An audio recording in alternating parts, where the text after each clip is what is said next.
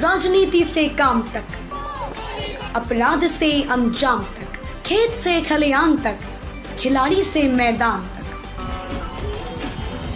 सितारों से आसमान तक, हर खबर पर होगी हमारी नजर। पल पल बदलती देश और दुनिया की खबर पाइए सिर्फ इंडिया टाइम 24 पर। सुबह हमारी, बात आपकी।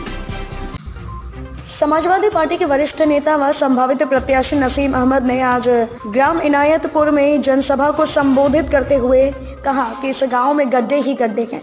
गांव में बिजली का ट्रांसफार्मर भी नहीं है, धार्मिक स्थल भी बदतर हालत में है और भाजपा के मंत्री जी को ढूंढ रहे हैं। गांव वालों का कहना है कि भाजपा के मंत्री हमें विकास ढूंढ कर दिखाएं। इसके साथ ही हम लोग आने वाले 2022 के चुनाव में समाजवादी पार्टी को वोट करेंगे और अखिलेश यादव को प्रदेश का मुख्यमंत्री बनाने का काम करेंगे। सपा नेता नसीम अहमद ने अपने संबोधन के दौरान कहा कि समाजवादी पार्टी सत्ता में आने वाली है।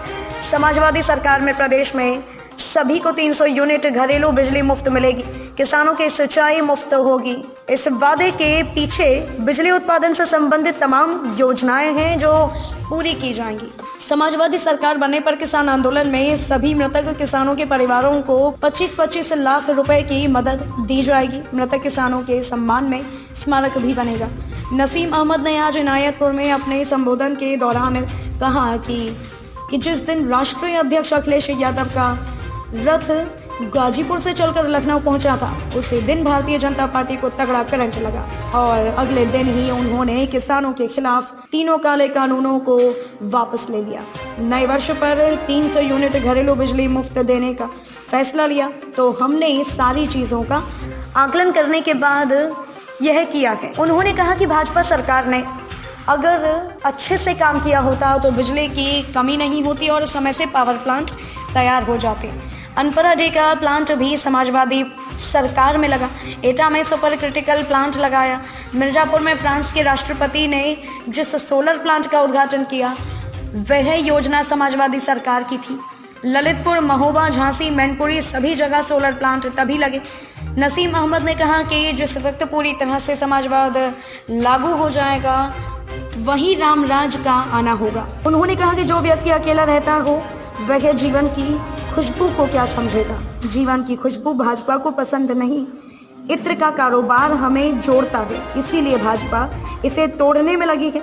जैन समाज अल्पसंख्यक है जो इत्र व्यवसाय से जुड़ा है, इसीलिए इन पर हमला हुआ। अल्पसंख्यक एंग्लो इंडियन के विधानसभा में रिजर्व सीट भी भाजपा सरकार ने खत्म कर दी। सिखों पर भी हमले हुए थे। अपराधियों को लेकर भाजपा सरकार पर निशाना साधते हुए नसीम ने कहा कि सबसे ज्यादा अपराधी बीजेपी में है। भाजपा के ज्यादा विधायकों पर आपराधिक मुकदमे हैं। भाजपा ने आपराधिक मुकदमे वाले व्यक्ति को मुख्यमंत्री बनाया है। ये मुख्यमंत्री तो भाजपा के सदस्य भी नहीं है। नसीम अहमद ने कहा है कि भाजपा बहुत झूठ बोलती है। इससे ज्यादा झूठी पार्टी कोई और हो ही नहीं सकती। समाजवादी पार्टी के संभावित प्रत्याशी नसीम अहमद ने कहा कि भाजपा की डबल इंजन की सरकार आपस में टकरा रही है। किसानों की आय दोगुनी नहीं हुई। यह सरकार किसानों के खिलाफ है। सांड सड़कों पर घूम रहे हैं, किसानों की खेती बर्बाद कर रहे हैं। यह मुख्यमंत्री सांड भी नहीं पकड़वा पा रहे। किसानों को खाद बिजली नहीं मिल पा रही है, डीजल नहीं मिल रहा है। एक सवाल के जवाब में नसीम ने कहा कि सोशल मीडिया पर किसी भी जाति धर्म की आस्था के साथ खिलवाड़ नहीं होना चाहिए। जो लोग गलत भाषा का प्रयोग कर रहे हैं उन्हें जेल भेजना चाहिए।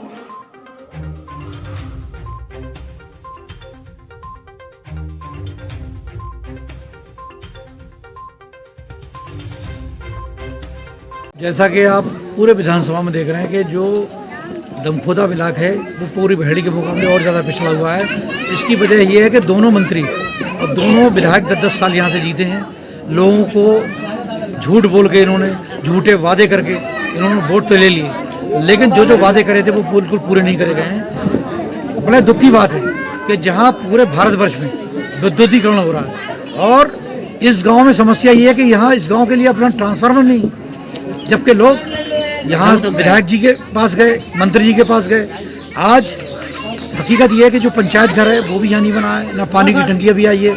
ये जो 2 रूम है, यहाँ के लोगों को मैं बधाई देता हूँ और बधाई के पात्र हैं कि उन्होंने अपने चंदे से और अपनी लगन से ये 2 कमरे बनवा लिए और नहीं तो सरकार द्वारा इन्हें कोई योगदान नहीं मिला है। इसका पूरा का पूरा क्रेडिट जयपुर के लोगों को जाता है। लेकिन आने वाले दिनों में गांव वालों ने जो पिछले 5 साल पहले वोट दिए थे, इस बार यहाँ के लोग रोष में हैं। ये कहते हैं जो काम कराएगा वोट उसी को हम देंगे।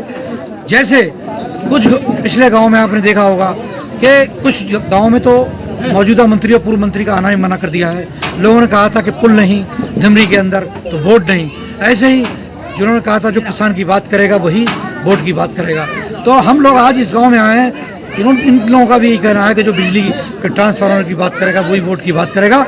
ये लोग 10 साल धोखा खा चुके हैं और इस बार पूरा मन बना लिया है कि भारतीय जनता पार्टी के जो मौजूदा मंत्री और विधायक हैं, इस बार हम 2022 में उन्हें हराएंगे और माननीय अखिलेश यादव जी की सरकार को यहाँ लाएंगे और